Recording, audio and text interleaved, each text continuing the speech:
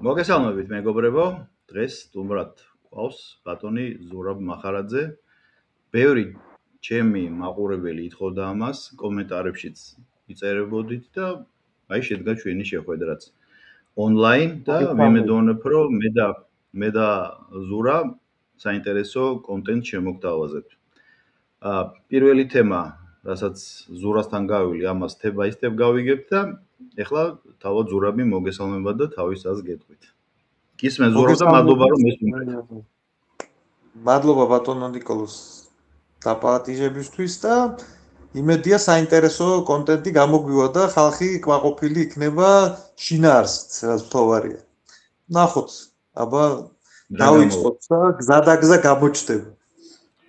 ზურაბ, მე ვიცი რომ თქვენ ახლა თქვენი პარტია ინტენსიურად აორგანიზებთ საპროტესტო აქციას, თუ რამეს არასდროს ვამბობ, შემისწორეთ შემდეგ თქვენ პასუხში და ამას ქვია აპროტესტებს ზოგადად საიმიგრაციო პოლიტიკა საქართველოსი და აი ეს ხმადაღებული არაბული ქალაქები.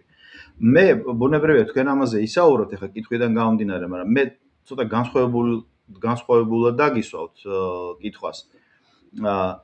იმ გეოგრაფიული ვითარებიდან, იმ გეოპოლიტიკური ვითარებიდან და გეოგრაფიული მდგომარეობიდან, სადაც და როგორც საქართველო იმყოფება, იმ მოცემულობიდან გამომდინარე, რაც 90 წლის მერე რაც დამოუკიდებლობები გავხდით.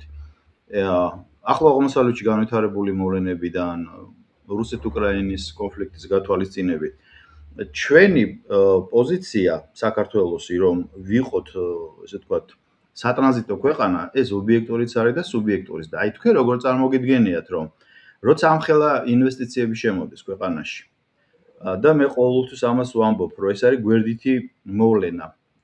უკონტროლო ემიგრაცია, ამას მოყვება, ბევრი კიდე რამ, ამას მე ჩამოვშალოთ ეს თემები, იქ მაქვს ლაპარაკი უკონტროლო თვითბრუნვაზე და ასე შემდეგ. აი როგორ წარმოგიდგენიათ, როგორ შეიძლება ქვეყანამ აკონტროლოს ისე, რომ შემოვიდეს დიდძალი ფული 7 მილიარდამდეა საუბარი და ამას არ მოყვეს ინვესტორის ინტერესები. ძალიან საინტერესოა და განმარტეთ. დაიწყეთ თუ გნებავთ სულ თავიდან. მადლობა.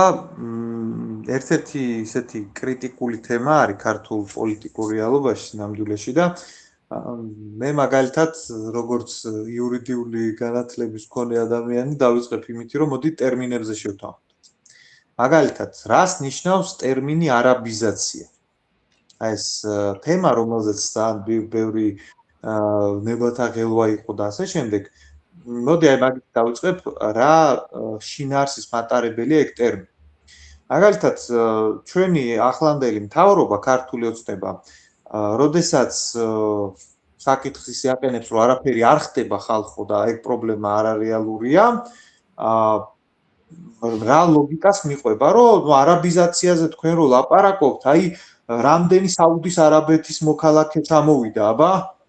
ხო და აქედან გამომდინარე, უნდა ავხსნათ, რას გულისხმობს საშუალო სტატისტიკური ქართველი, როცა ამბობს, რომ არაბიზაცია ხდება. აი მარტივ მაგალითს მოგვიყვება. მაგალითად, ამ ტერმინში ქართველები ძალიან კომფორტულად ახვედრებენ მაგალითად ინდოეთის მოქალაქეებსაც, რომლებიც არც გეოგრაფიულად, არც ეთნიკურად, არც რელიგიურად ეხა არაბებთან კავშირში არ არიან.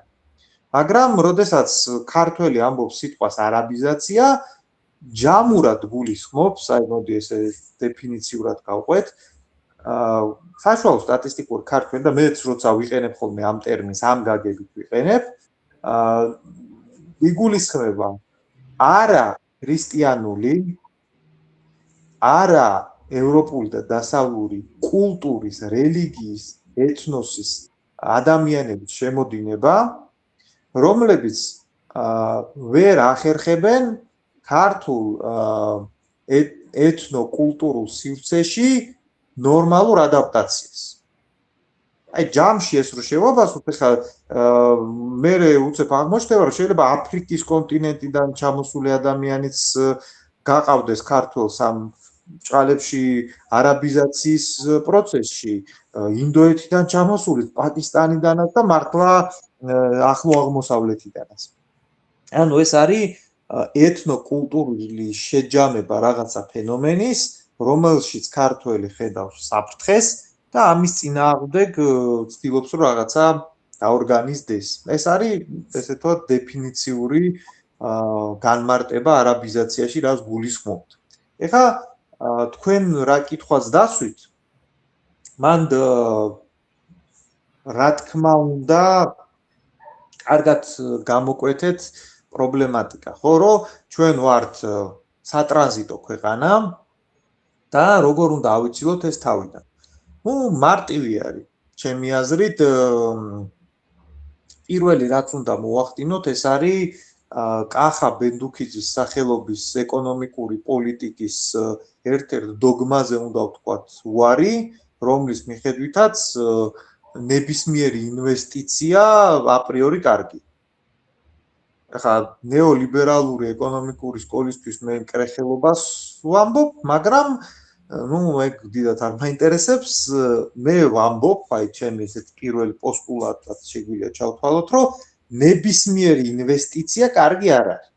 მაგალითად, თუ ვინმე საქართველოში ინფრასტრუქტურულ პროექტს აფინანსებს, მაგალითად რკინიგზის ხაზის განვითარება, გაფართოება, კარგი მოვლენა.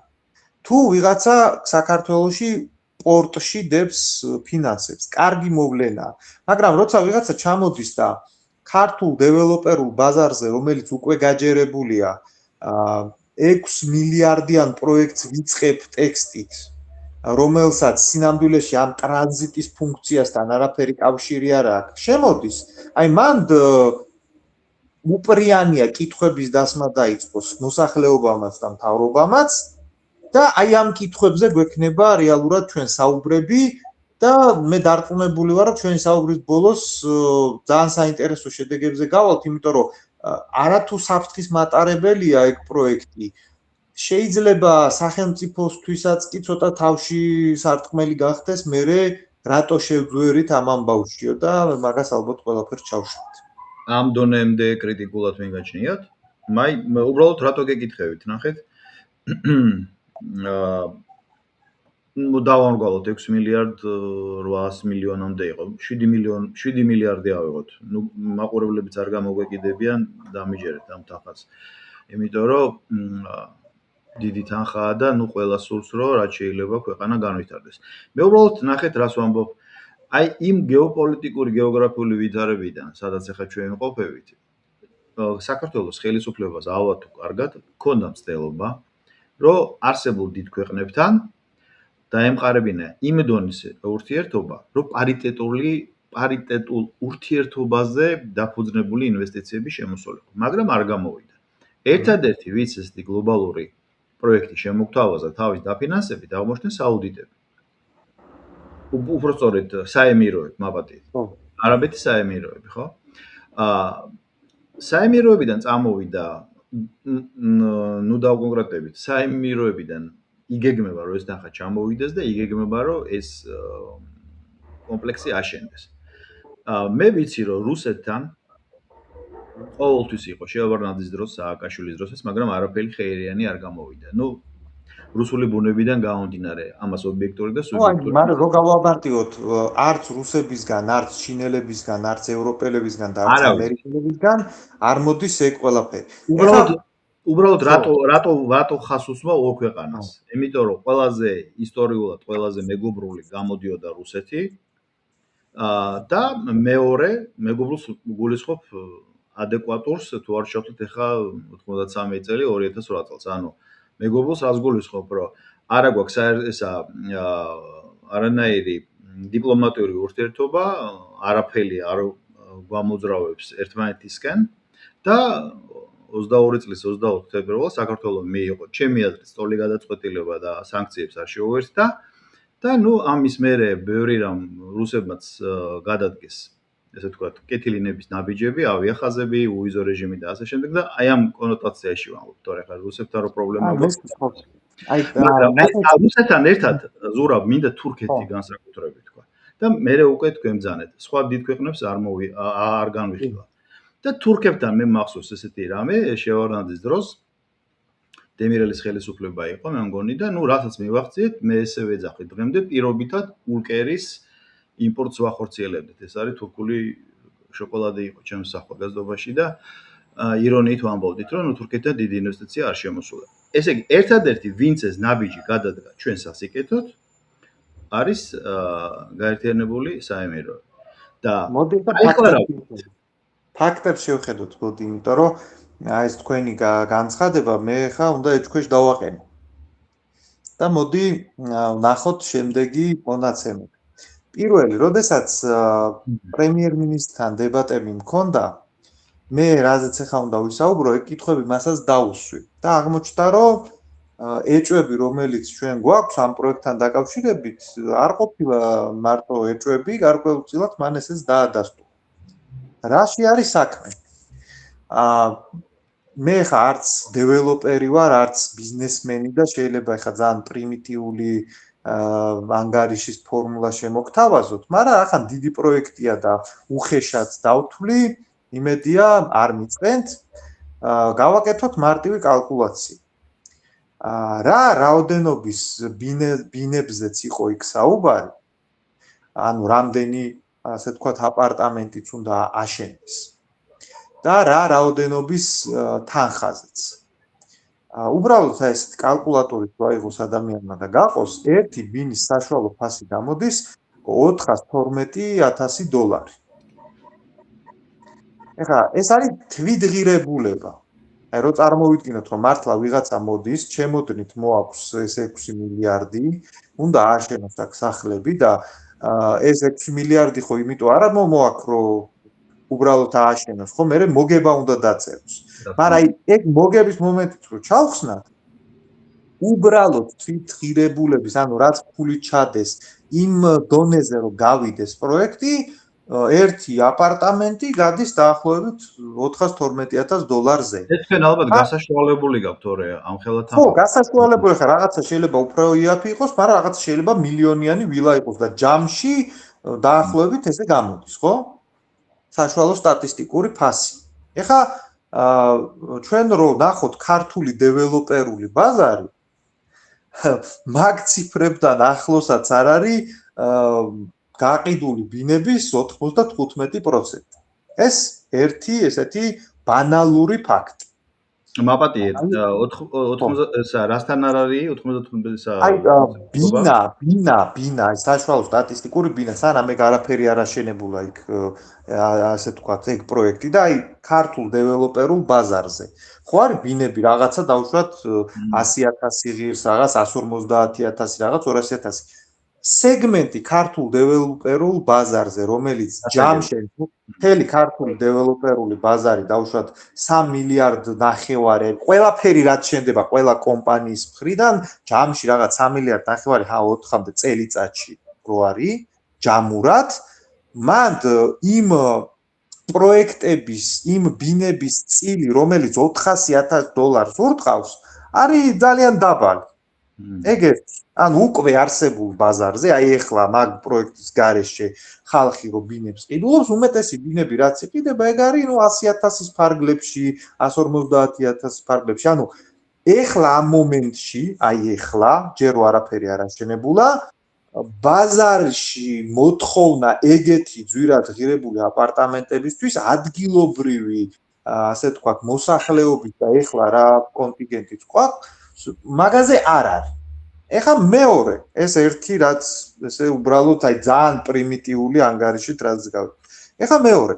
უკვე ხო თქვი რომ საშუალო სტატისტიკურად რაღაც 3 მილიარდ ნახევარი 4 მილიარდის ფარგლებში არის მთელი ქართული დეველოპერული ბაზარი რაღაცა წელიწადის ფარგლებში. ხო, ანუ აი დავუშვათ 2026-27 წლების ბაზრის მოცულობა რაღაცა ეგეთი იქნება. აი ყველა დეველოპერი რო ერთად შეკრიბა. და ამ დროს მოდის ვიღაცა და ამბობს, რომ ბაზარი რაც გაქვს, მთლიანად 2 მაგდენის პროექტს ვიწყებ მე. ეხლა ეგ დაახლოებით როგორი სიტუაცია, ეგ ისევ აი თქვენ ხო ბიზნესით იყავით დაკავებული. აი წარმოიდგინეთ, რომ ვიღაცა გეუბნებათ, რომ არის ადგილი, სადაც იყიდება პირობითად 100 მანქანა. და მე ეხლა იქ გავხსნი ავტოსალონს და 200 მანქანას პლუს მე გავყიდი კიდე იქ. ერთადერთი ვარიანტი მაგ ბიზნეს გეგმის იმ შემთხვევაში არის თუ იქ ისეთი დეფიციტია მიწოდების. ანუ საქართველოში როგორი სიტუაცია უნდა იყოს ბაზარზე, რომ ეგ პროექტი ლოგიკაში ჩავსვათ. უნდა ერთ გაყიდულ ბინაზე 3 კაცი იდგეს რიგში და 3-ვე ეხვეწებოდეს, რომ ძალიან გთხოვ, მე ვიყიდი, აგერ ფული მაქვს ხელში. ერთზე იყიდებოდეს და ორი ესე ჰაერში შეებოდეს, რომ ბიჭო ყიდვა გვინდოდა და ვერ მოვახდინეთ რა.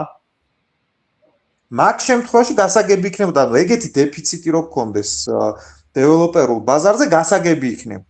რეალურად როგორი სიტუაცია გვაქვს, მოდი მაგასაც ვიტყვი. რეალურად ბანკებმა, კომერციულმა ბანკებმა მშენებლებისთვის კრედიტების გაცემა შეამცირეს და შეზღუდეს, იმიტომ რომ დათვალეს, რომ რა პროექტებიც უკვე შენდება, მიწოდება მოთხოვნას აჭარბებს. ანუ უკვე საქართველოში იმაზე მეტი პროექტები არის ჩაშვებული, ვიდრე ქართულ ბაზარს ატანა შეუძლია, უკვე რისკ ფაქტორია. აი ხა ეს მე რაც მოვყევი ყველაფერი ჯამში. როცა ამას ახლა ბიზნესმენი ისმენს, უკვე რაღაცები გაუჩნდება ტვინში, რომ რა ხდება რა, აბა რა 6 მილიარდი. და კითხვები რომ დავსვით, გაქვს ეს პასუხი, რომელმაც ყველაფერი თავის ადგილზე დასვა, ну, თავის ადგილზე რა, მაგრამ ლოგიკაში ჩასვა. ანუ არანაირი 6 მილიარდი არავის არ მოაქვს. ეგ არის, აი რომ დავიწყებთ პროექტს, აი კლასიკური ქართული სქემაა, ფუნდამენტი ამოუთხარეთ, გაყიდვები დავიწყეთ და ფულს რო შემოიტანს ხალხი, ჰაერს რო გავყიდით. აი ჯამურად მე იმ ხალხის შემოტანილი ფული მთლიანად ეგ იქნება 6 მილიარდი და რაღაცა ამ პროექტის ბიუჯეტი. ანუ როდესაც ვიღაცა გვეუბნება, რომ ვიღაცა მდიდარი არაბი ჩემოდნებით ჩამოდის აქ და 6 მილიარდი ჩამოაქვს საქართველოსთვის, ეგ უბრალოდ ფაქტოლოგიური შეცდომაა. ეგრე ეგ პროექტი არ არის. როცა კითხვა ხდება, რომ რეალურად აბა რა მოცულობის თანხებთან გვაქვს საქმე, მან შემოდის შემდეგი მომენტი, რომ გასაიდუმლოებულია ხელშეკრულება. ზურაბ, ანუ თქვენ ამბობთ, რომ ეს არის ტიპიური ქართული ბინაშენებლობის პირამიდა. მარტო ქართული არა, ეს მაღალი, დიდი მასშტაბი. მე რასაც შეხება მქონია, იმას ვამბობ ახლა, არ ვიცი სხვაგან როგორ არის. ნუ ეგ პასუხი გაგვეცადა. ანუ არანაირი აი ამ კრიტიკულ კითხვაზე, რომ მაშინ რასთან გვაქვს საქმე, თქვენ რა პასუხი მიიღეთ? მე თქვენი და კობახიძის დებატები არ მომისმენია. არა, მან ნუ ითქვა რომ არა, კი რა თქმა უნდა, ეხა 6 მილიარდი არ არის, ეგ მათ შორის გულისხმება ის ხალხი, რომელიც მაგას იყიდის და მაკედან შემოსული ფული, მაგრამ დეველოპერული პროექტი კარგია, ინვესტიცია კარგია და ნუ ეხა როცა პასუხები არის ზოგადი და დროც ბევრი არ არის, ეხა ნუ იქ ძალიან ვერ ჩაშლი, მაგრამ არსობრივად აი ხა მე რაც ჩამოვაყალიბე, კიდევ ერთხელ ვამბობ, ბიზნესში დილეტანტი ვარ, არც იმისი პრეტენზია მაქვს, რომ ეხა რაც ციფრები ვილაპარაკე, ყველაფერი 100%-იან დაძის, მე უბრალოდ აი ზოგადი მასშტაბები ავწერე, ვინმე ჩემზე სპეციალისტი მაგას ბევრად უფრო კარგად ჩასვავს ბუღალტერიაში, მაგრამ დაახლოებითი სურათი მე მგონი, რომ აი პროექტი, რომელიც ორჯერ უფრო დიდია ვიდრე მთლიანად ქართული დეველოპერული ბაზარი, რო შემოდის ბაზარზე, რომელიც უკვე გაჯერებულია, ვისზე უნდა გაყიდოს, მაგრამ ეგ ფართები ამ კითხვას რო ვსვავ, რომ ეხლა უკვე მაგ პროექტის გარეშე ქართული დეველოპერული ბაზარი თუ გადაჯერებულია, მეტი მიწოდება ვიდრე მოთხოვნა. უკაცრავად ვიზზე აპირებთ მაგ მილიონიანი ვილების და ფეშენობელური $400,000 სახლების გაყიდვას და მაგაზე რომ დალაგებული პასუხი არ გვესმის, მან არსებობს სულ ორი ვარიანტი, უпростоრედ 3. მოდი 3-ვეს ჩამოვთვლი რა, იმიტომ რომ მესამე ჰიბრიდული. ვარიანტი ნომერი 1. ამ დეველოპერს თავისივე ქვეყანაში და თავისივე რეგიონში ყავს უკვე კლიენტები, რომლებზეც ამას მიაყიდის, ეგ ვარიანტი ნომერი 1. მეორე ეს ყველაფერი არის უბრალოდ სკამი. სკამი არა ქართული გაგებით, არამედ ინგლისურად სკამერობას რასაც ეძახიან, რომ პროექტს ვიწყებთ, ვბერავთ და ამაზე მე რაღაც ვაიუშველებელს ვწერთ და მე შეიძლება ეგ ყველაფერი სახელმწიფოს თავში საწმელი გაუხდეს მეთქი, მაგიტომაც ვამბობ, რომ შეიძლება ეგ ძალიან მაღალი მასშტაბის სპეციფიკურ აფიორასთან აგვაქვს საქმე და მათ ისიც უნდა გავითვალისწინოთ, რომ ეგ Eagle Hills-ი MR-ი არ არის, როგორც მოგვაყიდეს. ჩვენთან ხო ამოდე რომ MR-ი შემოდი. არ არის ეგ MR-ი. ერთ-ერთი MR-ის მეწილეს აქ ეს Eagle Hills-ი გახსნილი. მაგრამ Coca-Cola-ს ერთ-ერთ მეწილეს კიდე რაღაცა ის რა ქვია, ქუთაისის ლიმონათებიც რო კონდეს გახსნილი. ეგ ხო არ ნიშნავს რომ ქუთაისის ლიმონათები Coca-Cola არის. დაახლოებით ეგეთი მომენტია ის რომ MR-ის ერთ-ერთ მეწილეს ეს კანტორაც აქ გახსნილი, ეგ არ ნიშნავს რომ ეს MR ჯგუფი არის. და აქედან გამომდინარე ეს ყველაფერი რომ გროვდება და არის მესამე ვარიანტი რომ ეს ორივე ერთადაა. თან გათვლა არის მაგ ხალხის მხრიდან თავის შიდა ასე ვთქვათ, საიდანაც ეგენი არიან იმ ბაზრის ნაწილის აქ წამოღებაზე და თან ავანტიურა და ცოტა სპეციფიკური ბიზნეს მოდელიც არის. აი, მე მაგალითად რომ ვკითხოთ, ეს მესამე ვარიანტი მგონი. ჰიბრიდული, ანუ რომ ერთი ვარიანტი, მეორე ვარიანტი. თან გათვლა ძირითადად ქართველებზე მან დრო არ არის, მაგას ყველა მიხვდება.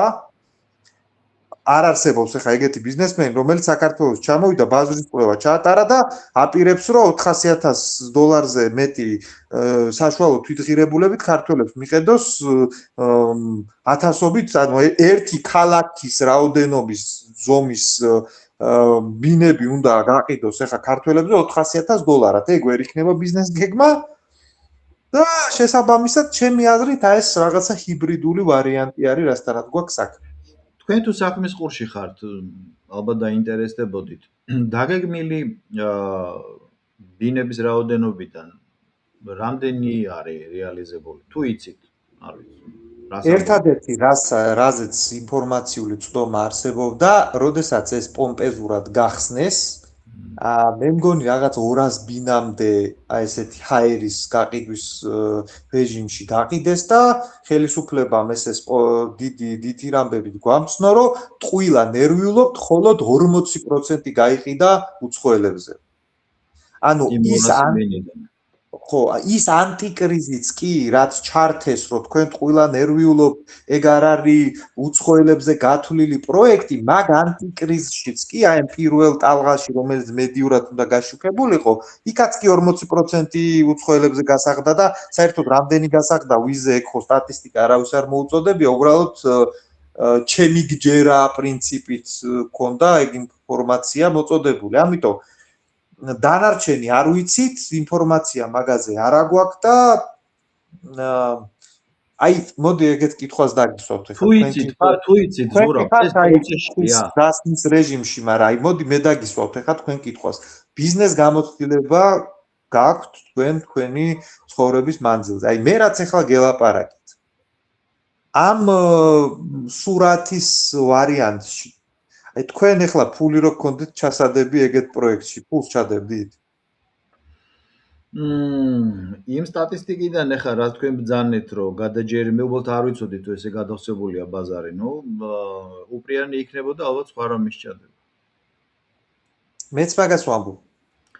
თუმცა არის ხალხი, რომელსაც აქვს თანხა და რომელსაც არ აქვს პრობლემა გრძელვადიანი დაბანდების. ესეც ხო იცით თქვენ? არის, არსებობს. უბრალოდ მე არა ვარ საშუალო შეწონილი შეძლებული ადამიანის. არა, მე მესმის, მე ამას იმ კუთხით კი არ გეუბნებით, აი არც მე და არც თქვენ ახლა არა ვართ იმ შეძლების ხალხი, რომელზეც ეგ პროექტია გათვლილი. მე უბრალოდ გეუბნებით, რომ აი ადამიანი, რომელსაც ბიზნესთან შეხება ქონდა, აი ამ ფაქტებს რო usmens, მას ხო აუცილებლად ეჭვები უჩნდება, რომ ჯერ რაღაცა თლად სუფთა არ არის ყველაფერი, ხო? როგორც მინიმუმ ახლა როდესაც ამაზე მე ვიღაცებს მაგალითად ჩვენ კითხვები გვიჩნდება, რომ ან მაგ პროექტის ვიზზე გასაღებას აპირებთ, ქართველებზე არ ეთყობა რომ მაგის გაყიდვას აპირებთ. ან საერთოდ გიჩნდებათ, ან საერთოდ აშენდება თუ არა, ეგ რაღაცა სკამერობა ხო არ არის? ეგ კითხვები ლეგიტიმურია და მეორე საკითხის ისე დაყენება, რომ მაგ კითხვებს რო სვავ შენ რაღაცა სახელმწიფოს, არა, პირიქით, სახელმწიფო ინტერესებიდან გამომდინარე სვავ ამ კითხვებს. და გასაგები, მოკლე და ლოგიკური პასუხები ამ ჩემი მიერ დასმულ კითხვებზე რო გაცემულიყო, მაშინ რავი, მოგვარდებოდა ყველაფერი. პასუხები რო არ არის და რო გროვდება, რაც დრო გადის საეჭვო ფაქტები, აქედან გამომდინარეა მერე რომ ნეგატიური შინაარსი ეძლევა მაგ პროექტს. თქვენ როგორ ფიქრობთ, ახსენეთ, რომ შესაძლოა საერთოდ სკამკოლივით სკამ პროექტი იყოს და ანუ როგორ ფიქრობთ, ეს რამდენად შესაძლებელია თანამედროვე სამყაროში? კი, საქართველოა რაღაც მესამე კატეგორიის ქვეყნად მივაჩნევართ ბოლოს, მაგრამ მაინც ახლა ესეთი ავანტურა როგორ დაიწყო და არ დასრულდა და შემდეგ ეგეთი ავანტიურები საქართველოში კი არა, დუბაიშიც ყოფილა ხო, ანუ დუბაი ახლა ცენტრი იყო ამ ავანტურის, მაგრამ ჩვენ რა შუაში ვართ?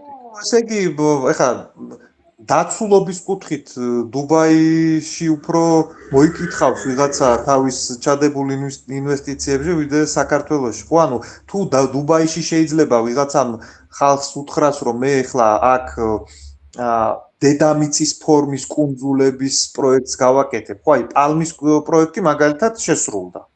ვიქაც პრობლემებია, მაგრამ პალმა მართლა აშენდა, მაგრამ აი დედამიწის ფორმის კუნძულებს ავაშენებ და აქ მაგრა გაიყიდება და რავი კუნძულები დაყარეს, მაგრამ მაგ პროექტის რეალიზება ვერ მოხერხდა, იმიტომ რომ ტექნიკური პრობლემები წამოვიდა, ფინანსური დაფინანსების პრობლემები წამოვიდა, მათ შორის ბურჯ ხალიფას პარალელურად იწყებდნენ ბევრად უფრო მაღალი ცათამბჯენის მშენებლობას, ის ეხა დაკონსერვებული, ანუ ეხლანდელი მსოფლიო სიტუაცია, მათ შორის დეველოპერული, ეკონომიკური, არაერთ ეგეთ ამაზე უფრო ძვირადღირებულ პროექტებსაც იცნობს, რომლებიც საბოლოო ჯამში მთლად ისე არ აღმოჩნდა, როგორც ხალხს ეგონა, ამიტომ რატომაც არა დავიტოვებ მე იმ ასე ვთქვათ უფლებას, რომ აქაც ეგეთი ეჭვები გამოვთქვა.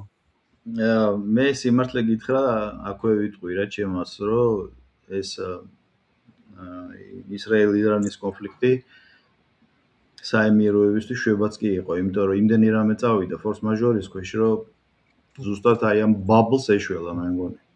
ნუ, რამდენად ეშველა, აი მოდი ერთ კაი რაღაცაზე გავედით ახლა თქვენ რა თემაც წამოწიეთ, დავამატებ. ერთ-ერთი რითიც ცდილობდნენ ქართული ოცნების პროპაგანდისტები, რომ ეს პროექტი პოზიტიურად წარმოედგინათ ქართული საზოგადოებისთვის, იყო უსაფრთხოების ლოგიკის არგუმენტი.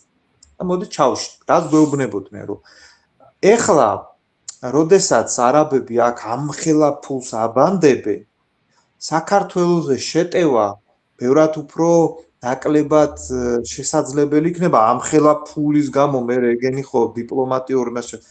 ნუ რა ჩვენ ნახეთ ირანის ომის პირობებში, ეგ ხალხი რომელი ქვეყნიდანაც არის, ის ქვეყანა დაბომბეს და არაფერმა ფულმა მაგას არ უშველა. ანუ ის კი არა რომ ეხა საუდის არაბეთის ან გაერთიანებული ემირატების ხალხი მაგალითად რუსეთმა რო საქართველოს დაბომბოს იქ ყურმოს აიღებს და საქართველოს არ დაბომბო მე მანდ ბინა მაქვს აშენებული, ეგ კი არა. საიდანაც ეგ ხალხი არის, იქ დაბომბეს მაგათი ქალაქები და არაფერში არ უშველა მაგ ინვესტიციამ. ამიტომ ეგ უსაფრთხოების ლოგიკის არგუმენტის, რომლითაც ეგ თემა პრავდებოდა, ეგეც პრაქტიკული მაგალითი ჩავარდა. თუმცა ჩვენები ახლა მაგას ვერ განსაზღვრავდნენ, როცა ეს პროექტი იწყებოდა. ვერ განსაზღვრავდნენ, მაგრამ აი ეგ ილუზია, რომ რახან ფულია აქ ჩადებული. ნუ, ეგ მაშინათვე ძალიან რბილად რომ თქვათ, საეჭვო არგუმენტი იყო და ცხოვრებამ პრაქტიკამ ფაქტიურად რამდენიმე თვეში გვაჩვენა რატომაც იყო ეგ ილუზორული არგუმენტი. მაგაში გეთახმები, იმიტომ რომ დიდი ფული ყოველთვის არ არის სიმშვიდის გარანტია. ზურაბ, თქვენ იცით რომ საქართველოში რაღაცა გარკვეული პერიოდის წინ მთელი ვერტიკალი შეიცვალა სახელმწიფოებო. და იქ რიგი მიზეზების გამო ეხლა ექსკურს არ მოვაწყობ ნამდვილად, თქვენც დაგითმიათ ამისთვის ეთერი, მეც ჩემ პლატფორმაზე ვისაუბრე. აი წარმოიდგინეთ, რომ ეს იყოს ავანტიურა, დავარქვათ ისევ სკამ პროექტი. და გაირკვა შემოდგომაზე ან რა პირობითად წლის განმავლობაში, რაც არაფერი შენდება არ თანხების გაფლანგულია. აი ხო წარმოგიდგენიათ ამას რა მოყვება და ეხლა ეს მართულ გუნდს აი ეს ამდენი ყევა მაზოხისტები ხო არ არიან, აი ბანალურად ვამბობ.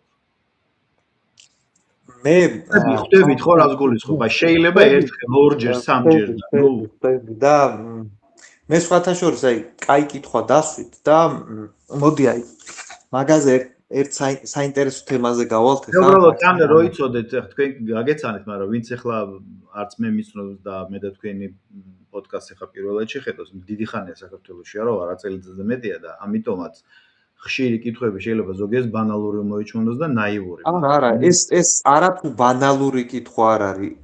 დიდწილად ქართული პოლიტიკა როგორ ფუნქციონირებს, რომ გაიგო, ეს კითხვა უნდა დასვა. ძალიან მნიშვნელოვანი კითხვაა. მაზოხისტები ხო არ არიან? როგორ შეიძლება ამდენჯერ ერთი და იგივე ხაფანგში ფეხი ჩაყოთ ადამიანმა, ეს ხო ლოგიკური კითხვაა. მოდი აი გავაკეთოთ მაგისი ანალიზი რა. მე მაგალითად ძალიან დიდი ხნის მანძილზე ძალიან ბევრი დრო დავხარჯე მაგ კითხვის გარშემო ფიქრზე. და რატო? ანუ უყურებ, რომ რაღაცა ნაბიჯს აკეთებენ, გასაგებია, რომ ეგ შტერული შედეგით დამთავრდება. შტერული შედეგით თავდება, არაფერი არ იცვლება. მერე კიდე და უსვავ თავს კითხვას, რომ ესენი მართლა მაზოხისტები ხო არ არიან? ხო არ უსწორდებათ ვაფშე რა ვიღაცა თავს იღუპავს, რატო? აი მაგალითად, მოდი მე ჩამოვთვლი, ხო? არის ქართული ოცნების პრემიერ-მინისტრი ბატონი გახარია, რომელსაც უძღვნიან თითი ამბებს და ამბობენ, რომ ეს არის ყველაზე მაგარი პრემიერ-მინისტრი დედამიწის ზურგზე. უცებ გამოდიან და ამბობენ, რომ ეგ არის მოღალატე, კაკაინშიკი, ეს ნარკომანი ზურგში ლახვარი ჩაგვწვა. ნუ უყურებ, ეგ ხდება, ხო? მერე ღარიბაშვილი, ყველაზე მაგარი პრემიერი არიქა ეს გადაარჩენ საქართველოს ჰოპ კორუმპირებული ეგა დავიჭირეთ ციხეში. და ან პრეზიდენტები, ხო? ძალიან მაგარი კაცია, ვაგერ მარგველაშვილი, მაგარი პრეზიდენტი, ზურგში ლახვარი ჩაგვწვა. არ გაგვიმართლა. სალომე ზურაბიშვილი, მაგარი კანდიდატია, აი ხალხო აირჩიეთ სალომე, ზურგში ლახვარი ჩაგვწვა. ანუ ამ ყველაფერს რატო ვიმეორებ, ხო? ანუ ქართულ ოცნებას იმხელა ისტორია დაგროვებული. ეგეთი რაღაცეების კეთების, რომ თქვენი აბსოლუტურად ლოგიკური კითხვა, რომ კი მარა ეს თუ სკამი აღმოჩნდა, ანუ სკამერობა, ეს თუ დიდი მასშტაბის აფიორა, ამას ხო ვიღაცები გადაყვება. პოლიტოლოგიური კუთხით, რა თქმა უნდა, ლოგიკური კითხვაა, მაგრამ ქართული პოლიტიკის რეალობა გვაჩვენებს, რომ ეგეთ მომხლენებში ძენჯერ გაეხვა ქართული პოლიტიკური სპექტრი და ქართული ოცნება და შიდა გადატრიალებები იმდენჯერ მოხდა ეგეთი რაღაცების გამო, რომ იმის მოლოდინი, რომ ეხლა იქ ვიღაცას გონება გაეხსნა და რაციონალურად დაიწყო რისკების შეფასება, აი ეგ მგონია მე არარაციონალური. ანუ ადამიანი, რომელიც 9-ჯერ კედელს დაეჯახა, ეხა რო კითხვა დასვარო, ეხა კედელს ხო არ დაეჯახება, ეგ ხო არასწორი კითხვა არის. პირიქით, მე მგონია, რომ კიდე კედელს დაეჯახება, რა ვიცი. ხო. მე უბრალოდ ალბათ ამ შემთხვევაშიც ნაივური მიამიტური გამო, უბრალოდ ეხლა რაც საქართველოს გარშემოტრიალებს და მე თან ეს კი არ მიხარია თან. არა, ამას მიუხედავად რომ ეხლა მე ოპოზიციაში ვარ, იმ რეალობით აღწერა, რაც ეხლა მოახდინე, მართლა არ მიხარია, გულწრფელად ვამბობ. ანუ ეგ ის კი არ არის შიდა პოლიტიკური თემა, მარტო ქვეყნის უსაფრთხოების რისკებს ზრდის მე თლიანად ქვეყნ. უბრალოდ აი ის რაც თქვენ ჩამოთვალეთ, ეგ კითხვა მარტო მე კი არა, ოცნების რეგულარულ ამორჩეველს. მეც არ დავმალავ აქვე ვიტყვი, მე უბრალოდ არჩევნებში არ მიმიღია მონაწილეობა, მაგრამ რომ ქონოდა საშუალება, უცნებას მივცემდი. მაგრამ ნახეთ როგორ არის. იცით როგორი მომენტია? აი, რა თქვენ ჩამოთვალეთ, გასაგებია და მოგყვებით. მაგრამ აი ამ პერიოდთან დადარებით, ეხლა რაც რეგიონში ხდება, მე ისევ ირანთან მაქვს და ზუსტად საემიროებთან, ხო, რომ ეხლა უკვე მე ეს ვფიქრობ, შესაძლოა კიდე ერთხელ უნდა გავიმეორო, ძალიან მეამიტორი ნაიური ეს არის შეფასება, მაგრამ მე მგონი უბრალოდ შეცდომის დაშვების უფლება კი არა, რაოდენობებით ამოწურულია, არც საშუალება აღარ არის, ხვდებით?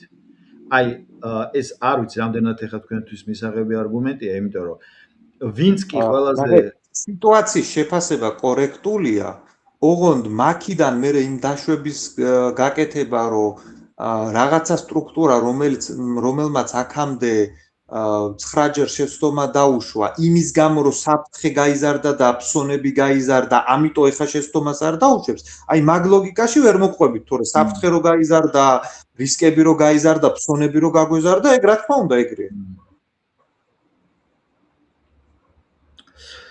ვიცი რომ სასიამოვნო მოსასმენი რა თქმა უნდა არ არის ხა რასაც მე ვამბობ, მაგრამ ნუ არა, ზუსტად იმიტომ საუბრობთ, რომ ხა სასიამოვნო ჩემს რესპონდენტებს ჩვენ ქვეყანთან მიმართებაში ბევრს არ უთქვამს, იმიტომ კი არა საქართველოს არ უყვართ, ჩემი არ იყოს, მაგრამ ნუ არის ესე რა. რისკები არის. ხო, ზურაბ, ეხლა როგორ ფიქრობთ? აი ეს თემა რომ რამდენადაც ეს შესაძლებელია რომ 40 წუთში ეს თემა გამიხილოთ. თუ აეწყო ჩვენი საუბარი, მე მედონებ რომ რაღაცა პერმანენტულად ჩვენი ურთიერთობა გვექნება და მაინტერესებს თქვენი აზრი, მაგრამ ეხლა რო შევაჯამოთ. ჯერჯერობით საინტერესო დიალოგი გამოდის და რატომაც არა. ეს თემა რომ არ დავასრულოთ, უბრალოდ ამ ეტაპზე რომ შევაჯამოთ. აი, თქვენ როგორ უყურებთ ამ ყველაფერს და მე გადავიდეთ ასევე მტკივნეულ თემაზე, ემიგრაციას. უბრალოდ მიგრანტებს. შეჯამება რომ გავაკეთო, ეს კონკრეტულად აი რა თქვენ როგორ უცა შეჯამება არა, აი ამ ეტაპზე რას უყურებთ? ანუ ეს დაკონსერვდა თუ არა, ჯერჯერობით ეს კონკრეტული ესე ვთქვათ Eagle Hills-ის პროექტები მუშაობს, ოფისია გახსნილი ყოფილი კინო რუსთაველის მაშინ შენობაში და ეგ ხალხი ჯერჯერობით აქტიურად ცდილობს რომ გაყიდოს ჰაერი. ჯერჯერობით აი ფაქტოლოგიურად რომ მიუდგეთ, ეგ ხალხი ახლა აქტიურად ცდილობს რომ ჰაერი გაყიდოს და იქ რაღაცა ამბობენ რომ განაშენიანების გეგმაზე ვიწყებთ მუშაობას. ეს არის ჯერჯერობით რა გვაქვს შეფასების გარეშე. ეს კონკრეტული პროექტები არის ნაწილი უფრო დიდი პრობლემის, რასაც ქვია მასიური მიგრაციის პრობლემა საქართველოში. და ნუ შემიძლია მანდაც ცოტა ციფრებით სიღრმეში შევიდეთ თუ გინდათ რა თქმა უნდა და სხვა თემაზე არა ვარ გადასწრებული. მაშინ ეს თემა ამ ეტაპზე დავასრულოთ და გადავიდეთ უკონტროლო მიგრაციაზე და ამ მე ივნისის თვე იყო გამოვაქვეყნა სტატისტიკის სამინისტრომ რომ 3.300.000 ქართველი არის, ეთნიკურად ქართველი, 95,000-მდე თუ 90,000-მდე არის ვარშეცვლილი, ანუ ესეც კი გაშიფრეს და ეხლა მაინტერესებს ასეთი რამ. თქვენ პლატფორმაზე თქვენი პოლიტიკური აქტივობის ერთ-ერთი ნაწილია, რომ როგორმე გავაკონტროლოთ, შევაჩეროთ, შევზღუდოთ, ავგზავნოთ ეს თქვენ გააკეთეთ ამის განმარტება, ეხლა რასაც თქვენ მიპასუხებთ, მაგრამ თქვენ კლავ გგონიათ იმ რეგულაციების მერე რომ აი ბინადრობის უფლება შეიზღუდა, ბევრჯერ აიგზალა, მე ვიცი რომ ძალიან ბევრი გააძევეს, სტუდბილეთიც რო იღებდნენ და იმას გახანგრძლივება აჭირდებოდა და შეიძლებოდა სტუდბილეთიც სუარევლო ინსტიტუტში და ემუშავა გლოუზე ან რაღაცაზე და ყოფილიყო. ესეც რეგულაციის ქვეშ მოექცა. და აი ეს თემა რო გაშალოთ რა, ისევ კრიტიკულად ხედავთ? ანუ მოდი აი ჯერ დავიწყებ საქსტატის მონაცემებზე რაღაცების ახსნით, იმიტომ რომ ერთი რაც ზუსტად გავარკვიეთ ამ მომენტისთვის ის არის, რომ ციფრები, რომლებსაც სახელმწიფო გვაწვდის, არ არის კორექტული. და მოდი აი მაგის ახსნით დავიწყებ და მერე გადავალ უკვე იმაზე, სიტუაცია როგორი არის და რატომ აქ მე მაგაზე მაგალითად აი განგაშის განცდა. ალტერნატიული დათვლა გაქვთ რომ 3.300.000 არის თუ უბრალოდ არა, ნახეთ, მე მაქვს მთავრობის რამდენიმე სტატისტიკა, რომელიც ერთმანერთ ციფრებში არ ემთხვევა. და ეგ უკვე ავტომატურად ნიშნავს, რომ მატყუებს. მოდი აი რა ხო მაქვს 2014 წლის მოსახლეობის 2014 წლის მოსახლეობის აღწერის მონაცემები. მაქვს 2024 წლის მოსახლეობის აღწერის მონაცემები. მაქვს ამ 10 წლიან მონაკვეთში ადამიანების დაბადებისა და გარდაცვალების მონაცემები. მაქვს საქართველოს მოქალაქეების საქართველოდან წასვლის და დაბრუნების მონაცემები. აი ეს არის ციფრები, რაც მაქვს. ეხლა მოდი მაგ ციფრებს გავყვეთ. 2014 წლის აღწერასა და 2024 წლის აღწერას შორის გვაქვს მოსახლეობის მატება. დაახლოებით 200.000 ადამიანით ვიბარტყეთ, ასე ვთქვათ. გამიმეორეთ რა პერიოდში?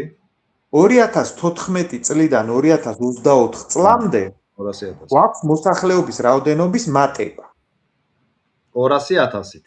ხო, ოღონდ იგივე პერიოდში საქართველოში უფრო ნაკლები ადამიანი დაიბადა ჯამში, ვიდრე გარდაიცვალა და უფრო მეტი საქართველოს მოქალაქე წავიდა უცხოეთში, ვიდრე დაბრუნდა. და რო დავაჯამოთ გარდაცვლილებისა და დაბადებულების ბალანსს და წასულებისა და დაბრუნებულების ბალანსი, პირიქით 200.000 მინუსი უნდა გქონდეს. ანუ 400.000-იანი ცდომილება გვაქვს, ანუ 200.000-ით ნაკლები უნდა გქონდეს და 200.000-ით მეტი გვაქვს. ეხლა ან აქ მოხდა რაღაცა ჯადოსნური პროცესი, აი აიეტის მითში რო არის, ეს მაგალითი მომყავს, დრაკონის კბილებს რო ყრის და მიწიდან რო ამოდიან მეომრები, ხო? ან ქართველები მიწიდან ამოვიზარდეთ პლუს 400.000. ან მიტოზის ფორმით გამრავლება ვისწავლეთ, აი როგორც ამება ორ ამებად იყოფა, ან რაღაცა ეგეთი მოხდა. ან საიდანღაც ეს დამატებითი მოსახლეობა გაჩნდა. როდესაც ეს მე პრემიერ-მინისტრს ვკითხე, მან მითხრა, რომ ეგ გასაგებიაო, ციფრები მართლა არ ჯდება, ანუ სტატისტიკები ჩვენი მოწოდებული მართლა არ ჯდება, ოღონდ ეგ იმიტომ არისო, რომ 2014 წლის აღწერაო ცუდად იყო ჩატარებული. ანუ 3.300.000-ზე წინააღმდეგობა არ გაგიწიათ, ეს მოცემულობა არის, უბრალოდ მე საერთოდ არ შევდივარ ჯერ რა მომენტში, იცი, ქართველი რამდენია, შემოსული რამდენია. მე ჯერ ვითვლი თლიან რაოდენობას. აი ჯამ ყველაზე საბაზისო ციფრებით ოპერირებ, რა. ანუ მან თქვა, რომ ის კვლევა იყო ცუდად გაკეთებული, ბიჭო, რავი. ის კვლევაც შენი გაკეთებული იყო, ეხლანდელი კვლევაც შენი გაკეთებული იყო და საერთოდ რა ციფრებითაც ოპერირებ, ყველაფერი არის შენი, ანუ მთავრობის. და შენ რატო მეუბნები, რომ შენ რომელიც გაწყობს მაინდა-მაინც ის კვლევა არის არასწორი? ეგება ეს 2024-ის არის არასწორი. მაგაზე ცალკე კვლევა გავაკეთეთ კიდე რამე. თუ უბრალოდ იმიტომ მეუბნები, რომ ის კვლევა იყო არასწორი, რომ ეგრე გაწყობს. შესაბამისად, რაც აი ამ ჩემი მონოლოგით გაირკვა ფაქტის დონეზე. როგორც მინიმუმ სახელმწიფოს მიერ მოწოდებული სტატისტიკური მონაცემები რბილად რომ თქვათ არაკორექტული. და როდესაც სახელმწიფო მეუბნება მაგალითად რომ 2025 წლისთვის საქართველოში მაცხოვრებელი არა საქართველოს მოქალაქის, ანუ იმიგრანტის რაოდენობა იყო დაახლოებით 253.000 ადამიანი და მაგას ემატებოდა და ეგ დინამიკა რო გაგრძელებულიყო, ეხლა დაახლოებით 300.000-ის ფარგლებში არის, მე დააკორექტირეს უცებ. და რაღაც სხვა ციფრები შემოიტანეს.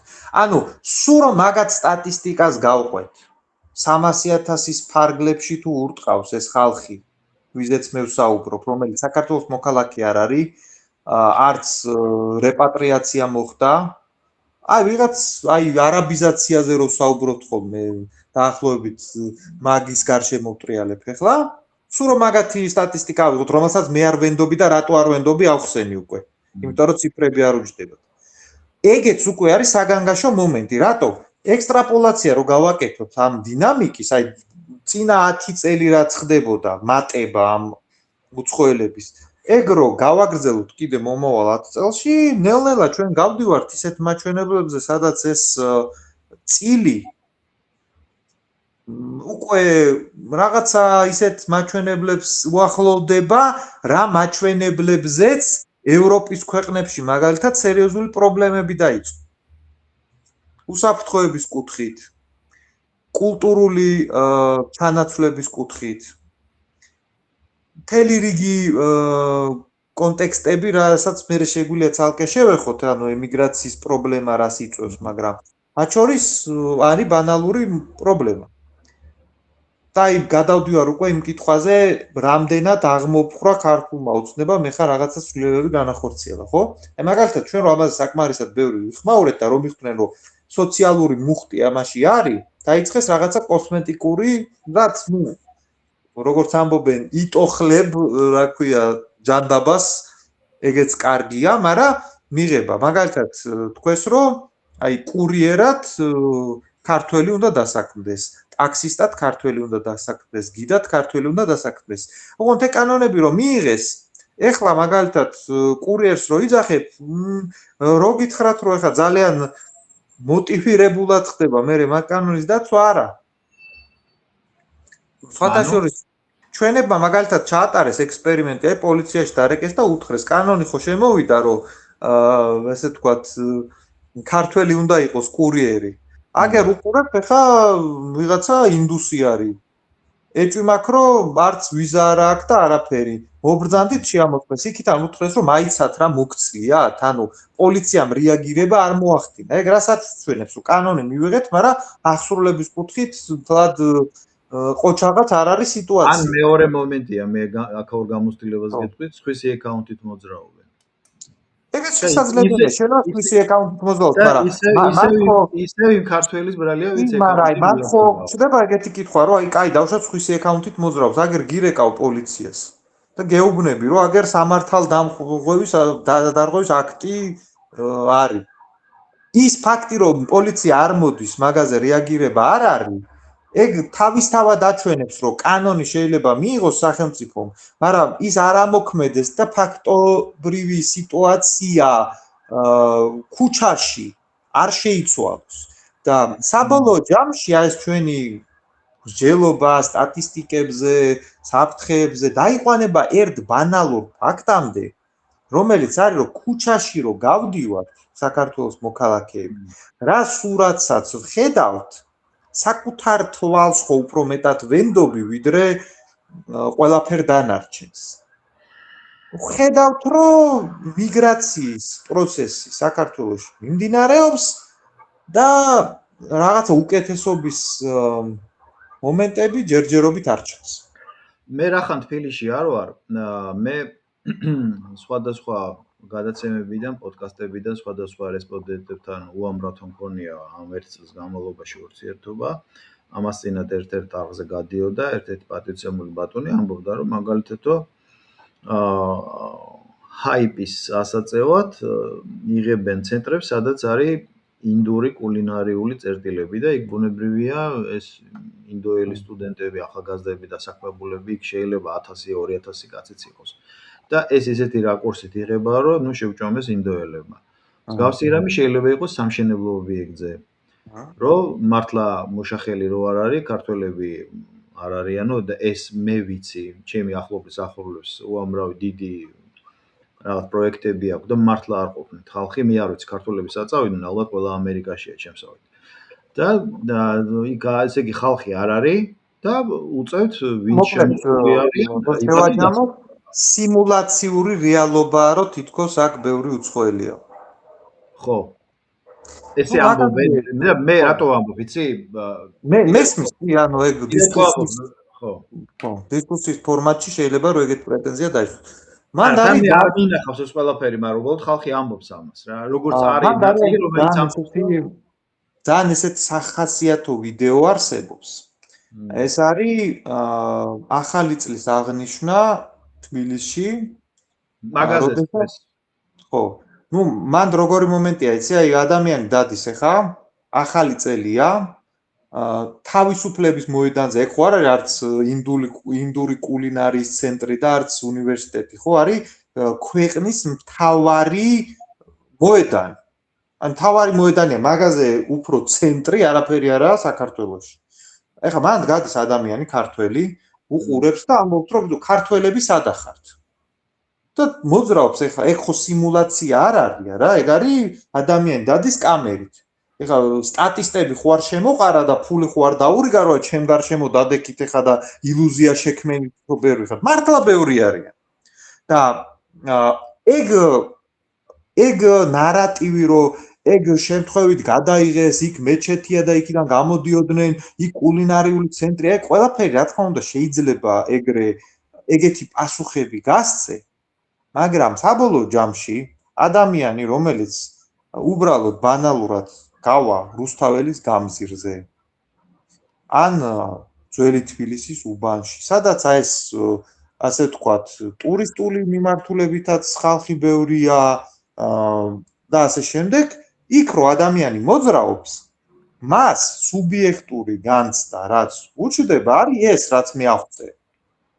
და იმისი ახსნა, რომ მე რაღაცა ილუზიები მემართება, მე იმას ვერ ვხედავ, რასაც ვხედავ და ეგ ბატონი, რასაც მეუნება სინამდვილეში უნდა დავინახო, რაღაცა პერიოდი შეიძლება ეგეთი პასუხები მუშაობდეს, მაგრამ არის რაღაცა ზღვარი, რომლის იქითაც ეგეთი პასუხები უკვე აღარ მუშაობს. აღარ მუშაობს, იმიტომ რომ ნუ რა ვეხა დავდივარ ქუჩაში, რაღაცა სურათს ხედავ, მოვედი, ვიღაცა მომიყვარო, არა, ეგ ისე კი არ არის, რასაც შენ ხედავ სინამდვილეში, ნუ კაი, გავედი კიდე იგივე დავხვდა, სხვაგან გავედი, კიდე იგივე დავხვდა, კიდე სხვაგან გავედი, კიდე იგივე დავხვდა და ნუ მან არის ორი ვარიანტი, ან მე ვცხოვრობ რაღაცა ვირტუალურ სამყაროში, გავგიჟდი, ან უბრალოდ ეგ ხალხი ცდილობს, რომ მთავრობის მიმართ, ასე ვთქვათ, სრულიად ლოგიკური კითხვები და გულისწყრომა, ესე ვთქვათ, გრადუსი დაუგდოს მაგ ყველაფერს და ასრულებს კონკრეტულ პოლიტიკურ ამოცანას, ანუ პოლიტიკური სერვისის პროვაიდერი არის მთავრობისთვის, რომ არინერიულოთ ხალხო, ყველაფერი კარგად არის და ვინც გეუბნებათ, რომ მან პრობლემა, ის არის გაყიდული, ნაცი, მოღალატე და ყველა ვინც ამბობს, რომ ემიგრაციის პრობლემა, ეგ არის ცუდი ადამიანი. ნუ შეიძლება ეგეთი ნარატივები ავცელო, ალბათ რაღაცაში, ალბათ მაგ ხალხსაც დაუფასდება, მაგრამ იმ ბანალურ ფაქტს, რომ ქართველები მასიურად გარეთ რო გადიან, მაგ პრობლემას ხედავენ, ეგ არაფერში არ შვებს. სანამ გვაქვს დრო, გავაგზავნოთ? გვაქვს? კი ბატონო, გავაგზავნოთ. ამ თავისუფლების მოედანთან დაკავშირებით ამაზეც იყო. ანუ მე ჩემ არგუმენტს, კონტრარგუმენტს ვერ ვპასუხობ, გამომდინარე იქიდან, რომ კიდევ ერთხელ მეორე მაგარ ვარ, მაგრამ აგროვებული კონტრარგუმენტები გეპაეკრებ. საინტერესო დისკუსია გამოვა. აქ ესეთიც როგორ იყო გამართლებული, რომ ახალი წლის ღამეს ყველა დიდ ქალაქში, ყველა ცენტრალურ მოედანზე ძირითადში არიან ტურისტები და უცხოელები. მით უმეტეს ახლა ქართველები სუფრასთან ზივართ. და ბუნებრივია, რომ იქ ჭარბად იყვნენ ზუსტად ესენი თორე ხა. მე თქვენ და ასე შემდეგო იქ ხო არ ვიქნებოდით, მე დავეთანხმო. ახალი წლის ღამეს იქ რა მინდა ახლა. მე მაგალითად ახლა უფრო სტუდენტი რო ვიყავი მაგალითად და უფრო ასე ვთქვათ დაბალასაკში 12 საათზე რო ხვდებოდით ხოლმე სახში აუცილებლად გავდიოდით მე ქუჩაში და არ ამგონია რომ ეგ პროცესი შეცვლილა. ანუ ის წარმოდგენა რომ სახალხო ზეიმი რომ იქ კონცერტებია, სახალხო რაღაცა სეირნობა არის, მუნიციპალიტეტი რაღაცა ღონისძიებებს აორგანიზებს. მან იმ პასუხის გაცემა, რომ მან მარტო უცხოელები დადიან და ქართველები მაგ ყველაფერს აიგნორებენ, რბილად რომ თქვათ ძალიან სუსტი არგუმენტია მეც მაგას ვერაფერს ვერ დავამატებ. ქართველებიც დადიან ნაძვის ხეზე, ქართველებიც მიდიან სახალხო კონცერტებზე, ქართველებიც ხვდებიან ფოიერვერკს ქუჩაში და აქედან გამომდინარე ძალიან სუსტი არგუმენტია რბილად რო ვთქვა. ზურაბ, გადავიდეთ შემდეგ საკითხზე. გადავიდეთ. ხო გვაქვს დრო ცოტა კიდე. გვაქვს, შეგვიძლია გავაგრძელოთ. ესე იგი, საქართველოში და არა მარტო ქვეყანას აქვს ორი რესურსი თანხების მოძიების. ეს არის შიდა რესურსი და ეს არის საგარეო ინვესტიცია. და რამდენიმე დღის წინ საქართველოს ხელისუფლებამ მიიღო გადაწყვეტილება, რომ ანაკლიის სპორტს ავაშენებთ ჩვენ თვითონ. აინტერესებს თქვენი აზრი. რამ გამოიწვია ეს? მიზეზი ინტრიგას არ გულისხმობ. არც თქვენ გაკადრებთ და არც მე ვიჭორავებ ახლა. უბრალოდ მე რას გულისხმობ.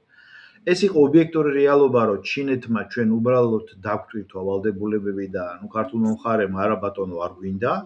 თუ ეს იყო ზუსტად დასავლური შემოტევა მორიგჯერზე. თუ ეს იყო პრაგმატული ქართული გადაწყვეტილება, რომ მოდი რა, ერთხელ ჩვენ თვითონ გავხარჯოთ. და იგივე მინდა აეროპორტთან დაკავშირებით კითხოთ. მე ძალიან გამიხარდებოდა ეგ რომ იყოს სტრატეგიული გადაწყვეტილება, იმიტომ რომ მე მაგალითად აი ჩემი ფუნდამენტური რწმენით მგონია რომ სტრატეგიულ ობიექტებში სახელმწიფოს 51%-იანი საკონტროლო პაკეტი უნდა კონდეს. აი მე მაგალითად სახელმწიფო პოლიტიკას რო განსაზღვრავდე, გავაკეთებდი ეგრე რომ ინვესტორი მობრძანდით პრობლემა არ არის, ოღონდ საკონტროლო პაკეტი მე მექნება, ჰესი იქნება ეგ, რკინიგზა იქნება, პორტი იქნება, რახან თქვენს ხო თქვით რომ ჩვენ პრეტენზია გვაქვს ტრანზიტული ქვეყნის სტატუსზე და თუ ეგ არის ქვეყნის მთავარი სტატუსი, რითიც ვოპერირებთ, არ შეიძლება მან კონტროლის სადავეების ხელიდან გაშვება. ხო შენ შეიძლება ოპერატორი მოიყვანო, შეიძლება შემოიყვანო ადამიანი, რომელსაც გამოცდილება აქვს, რომელიც რაღაც ტექნოლოგიებს შემოიტანს, მაგრამ საკონტროლო პაკეტის ფლობა იქნებოდა ჩემი ასე ვთქვათ, ესეთი ხაზი. ოღონდ საქართველოს შემთხვევაში ძალიან ეჭვმეპარება, რომ ეგ იყო მაგ ლოგიკით ნაკარნახევი. ჩემი აზრით ეგ იყო გარემოებები, რომელშიც უბრალოდ გაიჭედნენ რატო? ანაკლის პროექტი იმდენი ხანია უკვე ეს ნებათა ღელვა მიდის, რომ ფაქტია ეგ ვერ დაიყვანება კომერციულ მიზეზებამდე. მან შემოდის პოლიტიკური და უსაფრთხოების კომპონენტები და როგორც ჩანს, მაქედან გამომდინარეა ეგ ყველა პრობლემა. ვილად რო თქვათ. ოღონდ ერთს დავამატებ კიდე, აი ერთი რაღაც გონია საქართველოში ფუნდამენტურად გავრცელებული ილუზია და მოდი მაგაზეც ვილაპარაკოთ. ჩვენ გვაქვს უცნაური წარმოდგენა, რომ ჩინეთის პროექტი ერთი სარტყელი, ერთი გზა არის საქართველოზე გათვლილი. საქართველოზე რა გათვლილი? საქართველოზე გავლაზე გათვლილი. გავლადი, ხო. მაგ პროექტის ნახაზები რო ნახოთ, აქვს ორი ძირითადი შტო. ერთი გადის ჩვენ სამხრეთით, ერთი გადის ჩრდილოეთით, რუსეთის რკინიგზის მეშვეობით. საქართველო მაგ პროექტში მოიაზრება როგორც სათადარიგო რომელიმე ამ ძირითად ნაკადში რო პრობლემები გაჩნდეს, სათადარიგო ლოჯისტიკური მარშრუტი და არა ძირითადი. და აქედან გამომდინარე ეს განცვიფრება, რომელიც საქართველოში ემართებათ, რომ კი მარა კაცო, ჩინელებისთვის ხო ჩვენ ესეთი მნიშვნელოვანი ვართ, ანაკლიაზე რატო არ ხდება? არა. ეგეთი მნიშვნელოვანი არა ვართ. მანდაც შემოდის ის კლასიკური შეცდომა, რასაც ყოველთვის ქართული პოლიტიკა უშვებს, როცა გვაქვს ხოლმე ილუზია, რომ სამყარო ჩვენ გარშემო ტრიალებს და ამერიკა, რუსეთი და ჩინეთი 24 საათი იმაზე ფიქრობენ, ეხლა საქართველოში რა ხდება. ანუ მაგ ძალებს რა დონეზე ფეხს ეკიდიათ ჩვენი ლოკალური პრობლემატიკა, ცოტა ძნელი ახსახსნელიც კი არის. აი ამ პატარა ქვეყნის ასე ვთქვათ კომპლექსი, რომელიც მე იმაში კონვერტირდება, რომ აი ვიღაცამ გვახსენა, ჩვენზე წერილი დაწერეს, აი ეს ინფანტილური იმპულსური მომენტები, რომელიც ქართულ რეალობას პოლიტიკურს ახასიათებს, მე ეგეთ რაღაცებშიც კონვერტირდება. ფაქტი ის არის, რომ ანაკლის პროექტის მიყიდვა ჩვენ ვცადეთ ამერიკელებზეც, ჩვენ ვცადეთ ევროპელებზეც. ალბათ ეც გამოვთქვა, რომ რუსებსაც რაღაცა შემოვლითი გზით შევთავაზეთ, ჩინელებსაც შევთავაზეთ და ყველასგან არის პასუხი, რომ ვიცა რა. რატო? იმიტომ რომ მაღალი რისკის რეგიონია, მაგ ესე ვთქვათ, ანაკლის გვერდით რამდენიმე ესე ვთქვათ, კილომეტრში არის კონფლიქტური ზონის ხაზი გადის. საქართველოს უსაფრთხოებაზე გარანტია არ აუღია არც ერთ ძირითად მოთამაშეს, რომლებიც ეხა კონფლიქტის ფაზაში შედიან თან ეხა უფრო მეტად. და ამ დროს აი რაღაცა ცეცხლის ხაზი სადაც გადის, მან დრო ვიღაცები მოდიან მაგ ადგილიდან და გეუბნებიან, რომ ჩვენთან ინვესტიციას ხო რა განახორციელებდი. ეხა მაგაზე რომ ეს დიდი მოთამაშეები ამბობენ, რომ მოდი რა გასაგებია. ანუ ეს ჩვენი იძულებული არჩევანი, ჩვენ არაფერი არ დაგვშვა და ჩვენ თუნდა მივხედოთ? კი. ოღონდ მანდაც კითხვები მაქვს. რა?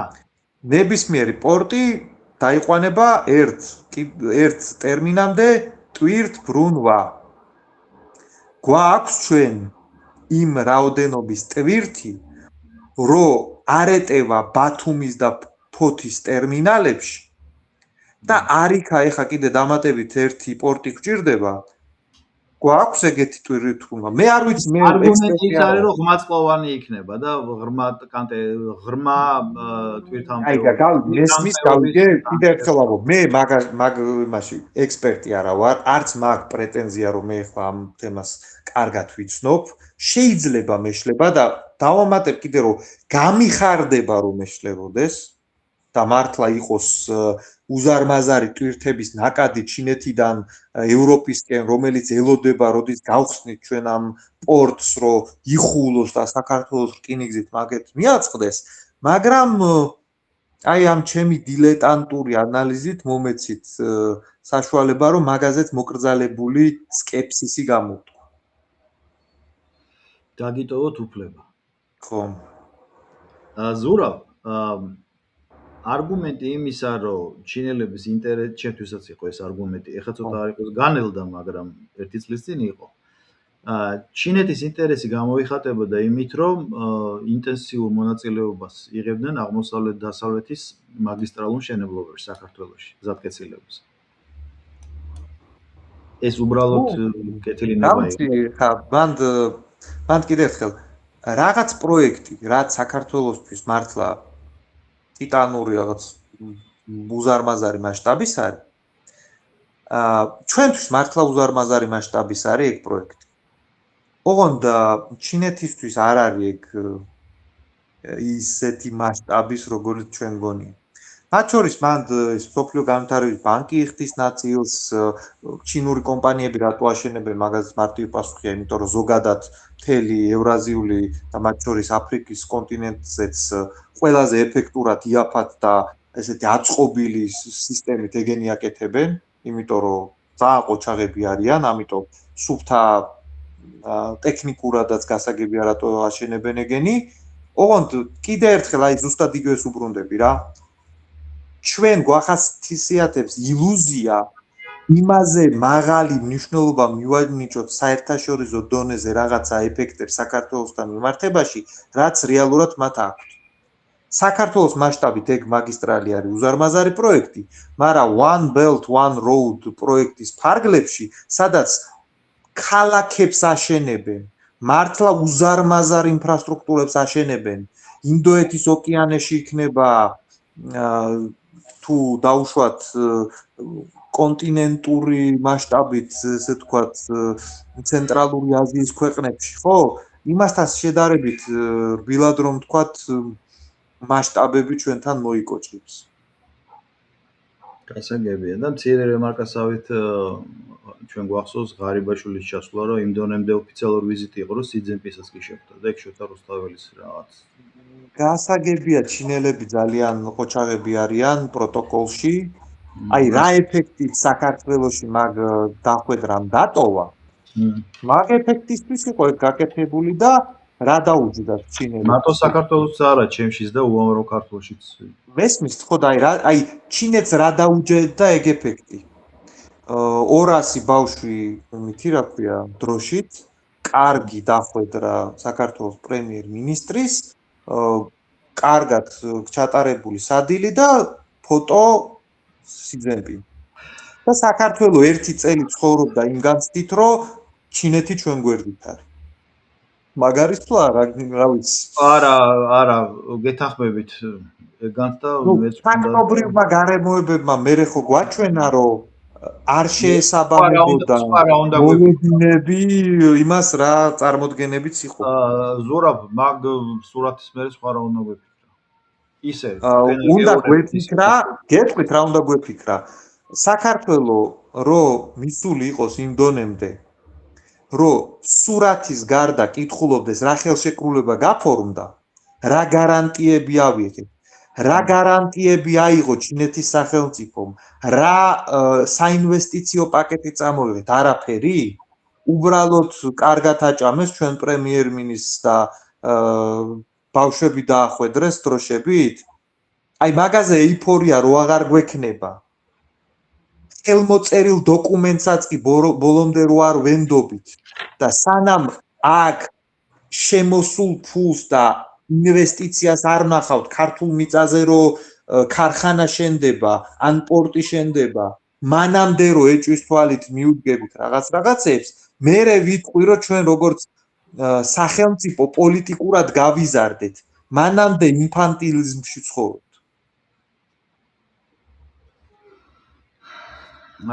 აეროპორტზე აღარ გეკითხებით, გასაგებია თქვენი მიდგომა. მე ტავს გულისხმობ რა. და ჩვენი საუბრის დღევანდელი საუბრის დასასრულს ასევე იყო ერთი აზრი მუსირებდა არ იყო ეს აზრი დომინანტი, მაგრამ იყო ასეთი რამ, რომ ქართველებს მოუწიათ ამერიკელებთანაც და ჩინელებთანაც უარის თქმა ჩვენი მეგობარი რუსეთის ინტერესების გათვალისწინებით. თქვენ რა აზრის ხართ? შესაძლოა ეგეთი რამე ყოფილიყო. ახლა გასაგებია, რომ იქ აფხაზეთის აკვატორიაში უამრავ რამის გეგმავენ და ეხლა რაღაც პირობითად იქვე ყურისძირში. მოდი აი ჯერ ზოგადი დეფინიციით დავიწყოთ. მე საერთოდ არ მგონია საქართველოს მეგობრები ყავს. არა, მე რუსეთის მეგობრობა თავიდან ხოლმე ვიცი, ბჭყალებში ვარ. მე რატო დავაზუსტე, იცით, აი რუსეთის მეგობრობა ბჭყალებში ხო არის, მაგრამ საქართველოს მაგალითად ვიღაცას გონიათ, რომ აი ამერიკა მაგალითად ბჭყალების გარეშე მეგობარია. ეგეთი არ მგონია. საქართველოს სინამდვილეში მეგობრები არ აქვს. მე საერთოდ საერთაშორისო ურთიერთობებში ეგეთი ცნება მეგობარი არც გონია რომ კორექტული არის. არსებობენ სიტუაციური მოკავშირეები, უბრალოდ სიტუაციური მოკავშირეც არ აქვს სამწუხაროდ არავინ. რაც შეეხება თქვენ კითხვას, ეგ მოითხოვს გარკვეულ ინსაიდერულ ინფორმაციას, ანუ იქნა თუ არა ულტიმატუმი წამოყენებული რუსეთის მხრიდან, რომ ვიღაცები არ დაეშვა აქ და მოხდა თუ არა უსაფრთხოების თემით რაღაცა მუქარის განხორციელება. მაგაზე მარტივი პასუხია რომ არ ვიცი. მაგაზე საჯარო ინფორმაცია არ არის და დახურულზე თქმა არ გვაქვს, ამიტომ მარტო სპეკულაციები შეიძლება მაგაზე. შესაძლებელია ეგეთი რამე მოხდარიყო? კი, შესაძლებელია. მოხდა თუ არა, მაგაზე ვერაფერს ვერ გეტყვი. ზურაბ, დიდი მადლობა ამ საინტერესო საუბრისთვის. მე დარწმუნებული ვარ, ჩვენი მაყურებელი და მსმენელიც მაყოფილი დარჩება. მე იმედი მაქვს, რომ ჩვენ კიდე შევხვდებით და აი მცირე ჩამონათვალს გეტყვით ძირითადი კითხვებისა, რასაც თხოვენ, რომ ამ თემაზე გესაუბროთ. ბუნებრივია ჩვენ ერთ გადაცემაში ვერ ჩავეტეოდით. ეს არის ზოგადად დემოგრაფიული პრობლემების გადაჭრების გზა, როგორ წარმოგიდგენიათ. ცალკე ხო, აი ვიცი ეს საკმაოდ ევადი, ამას შეიძლება ერთი გადაცემა დაჭირდეს. მეორე გადაცემა არის, როგორ წარმოუდგენიაო კონსერვატორებსო, სოფლის მეურნეობის აღორძინება და ღვინის კრიზისი, მე სხვას ვერაფერს ვერ დავარქმევ ამას. იმიტომ კი არა, რომ ღვინო არ იწურება და არ რეალიზდება, მაგრამ ღვინოს მომავალი არ აქვს და ვიტყვი რატო არ აქვს. ქართულ ღვინოზე არა, მაგრამ ზოგადად ღვინის კულტურაზე. და კიდევ არის ის, რომ დასაქმების და სოციალური დაცვის საკითხები. აი ეს ძირითადი სამი თემაა, რომელსაც აქვს ქვეთავები. ხო და ნუ კი ბატონო, მაშინ მე რაღაცა პერიოდის შემდეგ გავაკეთოთ კიდე ეს ჩართვა და დარწმუნებული, ანუ ჩვენ მე მგონი საკმაოდ ისე სიღრმეში შევედით რაღაც თემებში, ჩავშალეთ და ალბათ მაყურებელსაც მოეწონება და მე ალბათ თქვენ კომენტარებშიც ნახავთ ახლა, იმიტომ რომ მოლოდინი იყო დიდი და იმიტომ კი, ალბათ საინტერესო იქნება რაზეც ვისაუბრეთ და გავაკეთოთ კიდე ერთი ეგეთი გადაცემა. ნუ მე მივხვდი ახლა რომ გესაუბრებოდით რომ ჩემი პასუხებიდან გამომდინარე თლად ოპტიმიზმი არ გავაჩინე თქვენში, მაგრამ ნუ მე კიდე ნაკლებად სადარდებელი ვარ, მე ხალხს გულისხმობ და საზოგადოებას, თუმცა სიმართლესაც თავის ფასი აქვს ხა.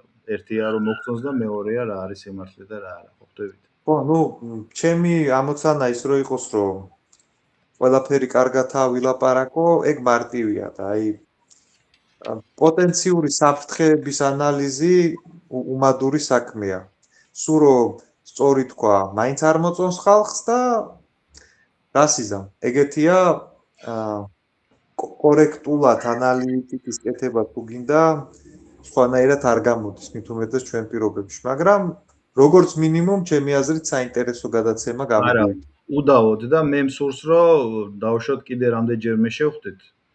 იმიტომ რომ მე ვიცი რომ მე რაც თემები ჩამოთვალე ის არ ჩაეტევა არც საათიანში და არც საათნახევრიან ფორმატში, ასე რომ თუ თქვენი თანხმობა იქნება დაგიკავშირდებით და თქვენი დროის მიხედვით ამაზეც ვისაუბროთ.